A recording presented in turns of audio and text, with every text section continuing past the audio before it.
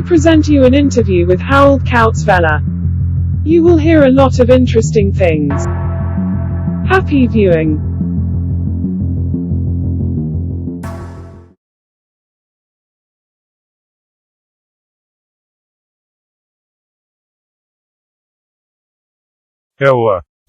But many researchers into this field also say that human beings had that ability themselves without even having to tap into the ether or whatever it is through a device or something.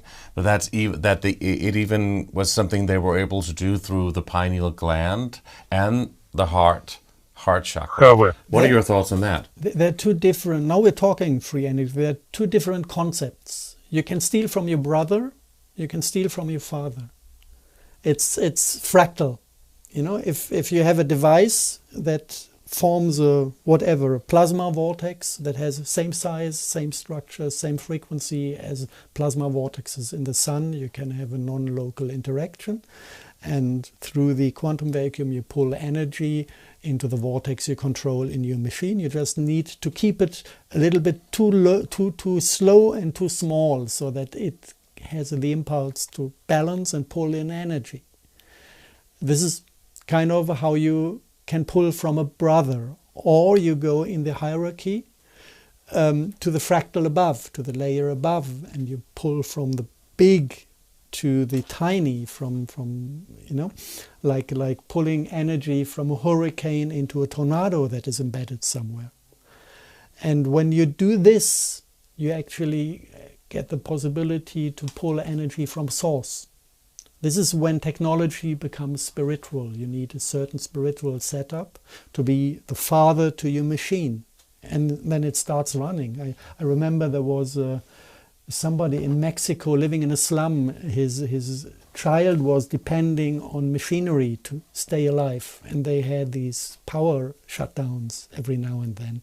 And whenever the electricity faded away, the son was in danger of dying. So he modified his motorcycle just by giving a disbalance into the back wheel, and then he gave it a kick, and this motorcycle started to perpetuate.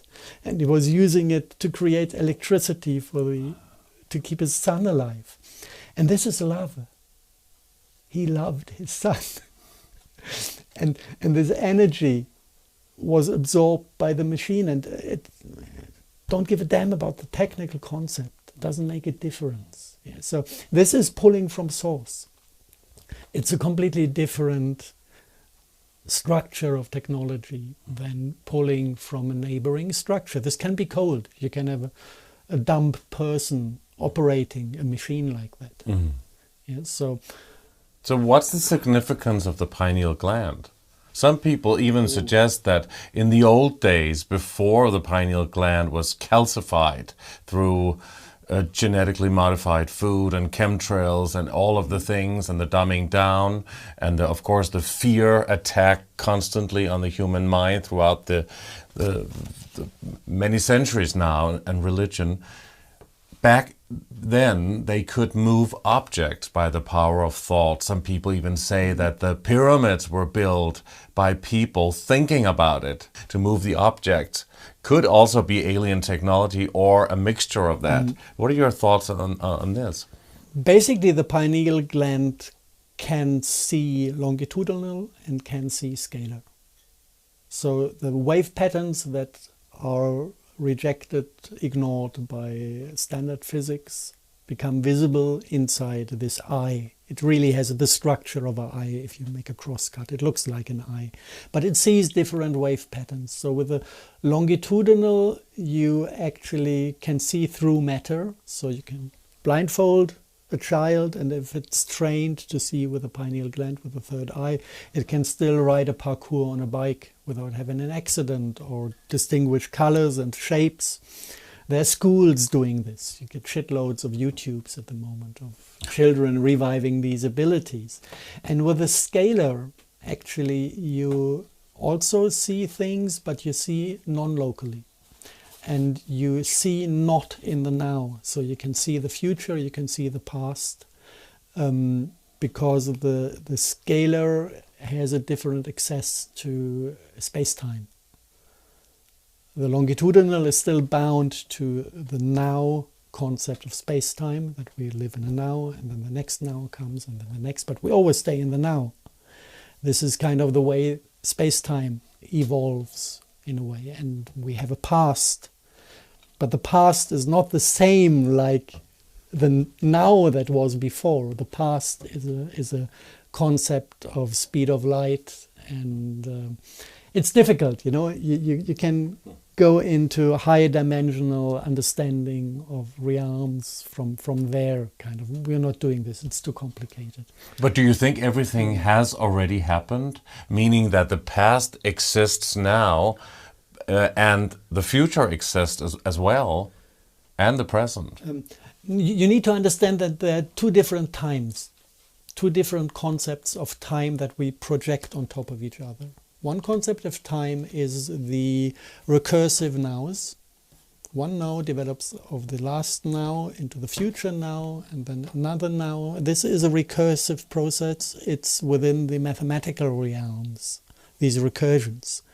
And at the same time, once these recursions construct a 3D with space and time, you also have basically exchange of information that is based on two light cones, the future light cone and the past light cone, with the light traveling with the speed of light and with minus speed of light into the past. So if you take this now, we can make this with, this is now. And then you have the future and the past.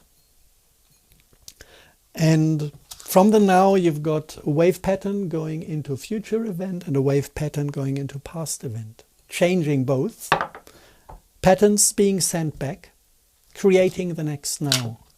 So what the physicists call the Urknall, what is Urknall? The initial explosion of the universe. What is this in English? Big Bang? The Big Bang. The Big Bang is not at the beginning of time. The Big Bang is at the middle of time. The Big Bang is always in the now. And from there, the past is growing like the future is growing, and the universe is expanding. This is something they completely got wrong, because they are in this overlaying projections of the two time qualities. They think that they need to go into the past to find the origin, but the origin is always in the now. This is why the creational concept in the Bible is more accurate than the physicist's concept. Because you can jump in at any now as a divine influence and become creational. And also change the past. Yes, it's changing with it. So it's not even just going back in time through a time travel device that they say the military has. It's completely different.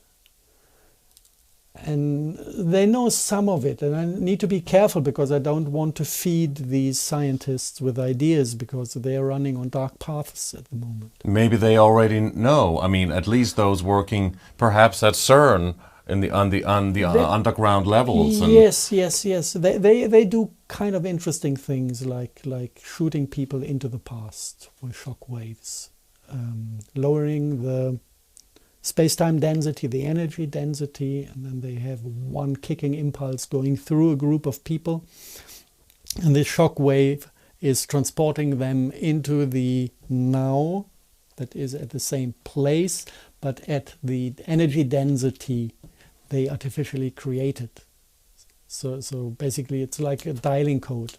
You take the energy density of a certain point in space-time, and then you shoot a shock wave through them, and they reappear in the place where the energy density is also there. Are we talking about CERN now? Yes, this is what they do. The Large Hadron Collider. Yes. It's all published. It's fucking published. It's so crazy, you know. They do this, they put out the papers fully knowing and trusting that nobody can read and understand them. They say that they're going to switch on the collider next year in 2021. Do you think this has something to do with what is going on in the world right now with the coronavirus and the power structure? Possible, yes. Because they talked about, of course, wanting to find this God particle, but many researchers say that they open portals to allow more demonic, archon entities into this realm, or to change the timeline in some kind of way.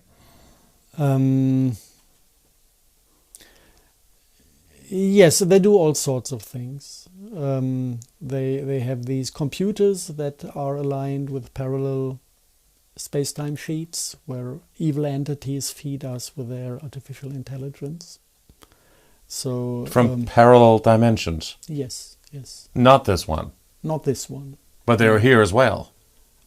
The computer is here, and then in the parallel dimension there's an equal computer at the same place, and then they cool it down to a certain temperature, and then the two timelines meet in the computer, and the entities on the other side, in the other space-time sheet, supply us with calculating powers, or their technological realm.